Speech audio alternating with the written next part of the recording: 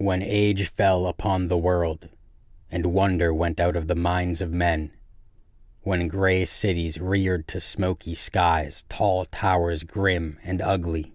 in whose shadow none might dream of the sun or of spring's flowering meads, when learning stripped the earth of her mantle of beauty, and poets sang no more save of twisted phantoms seen with bleared and inward-looking eyes, when these things had come to pass, and childish hopes had gone forever, there was a man who traveled out of life on a quest into spaces whither the world's dreams had fled. Of the name and abode of this man little is written,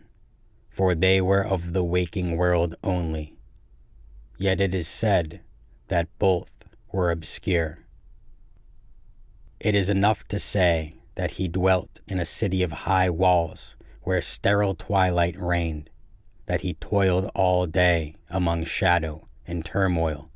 coming home at evening to a room whose one window opened not to open fields and groves but onto a dim court where other windows stared in dull despair.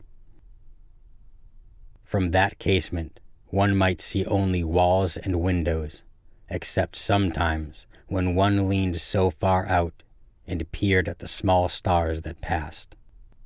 And because mere walls and windows must soon drive a man to madness who dreams and reads much, the dweller in that room used night after night to lean out and peer aloft to glimpse some fragment of things beyond the waking world and the tall cities. After years, he began to call the slow sailing stars by name, and to follow them in fancy when they glided regretfully out of sight,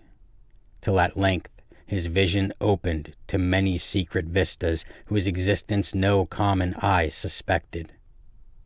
And one night a mighty gulf was bridged, and the dream-haunted skies swelled down to the lonely watcher's window to merge with the close air of his room,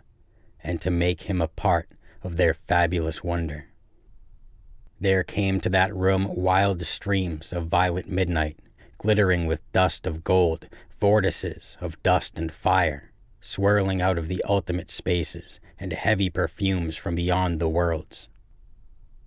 Opiate oceans poured there, litten by suns that the eye may never behold, and having in their whirlpools strange dolphins and sea nymphs of unrememberable depths.